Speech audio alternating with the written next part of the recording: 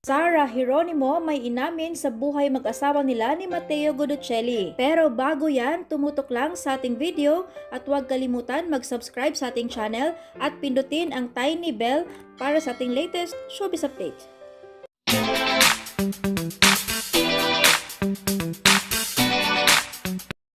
Isang taon na halos ang nakalilipas mula nang magpakasal sina Sara Geronimo at Matteo Guidocelli. Matatanda ang February 20, 2020 nang lihim na magpakasal ang dalawa.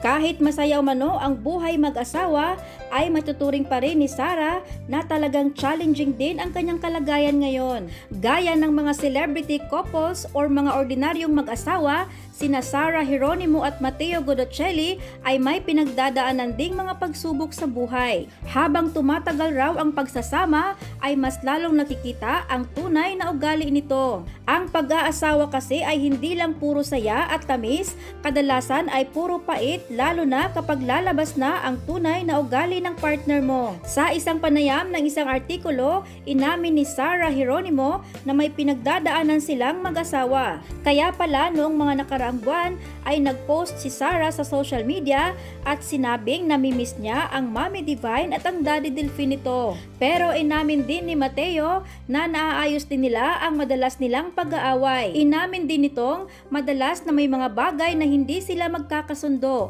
pero hindi naman nabanggit ng dalawa kung ano-ano ang mga di pagkakaintindihan nilang mag-asawa. Kadalasan naman raw ay nare-resolba nila ang di pagkakaunawaan at mas tumibay pa umano ang relasyon nila dahil marami umano silang natutunan ukol dito. Ayon kay Sara Geronimo, the marriage itself is a blessing, an opportunity to spend the rest of your life with your loved one. Yung napili mo talaga na makasama sa buhay. Challenging kasi sa kalagayan ko, parang ito na yung big leap ko papunta sa adulting. Dagdag pa ni Sara, sinasabi ko nga lagi na expedite. But I guess ito talaga ang plano para sa akin. Anya pa ni Sara, rewarding siya dahil yun nga kasama mo ang mahal mo sa buhay.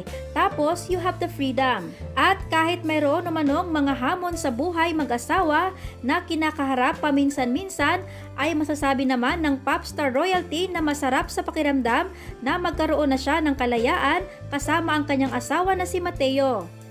At ito ang ating pinaka-latest na chika. Anong masabi nyo sa pag-amin ni Sara Geronimo patungkol sa buhay mag-asawa nila ni Matteo Guidocelli? Mag-comment lang sa ibaba at huwag kalimutan i-like at share ang ating video. Thanks for watching!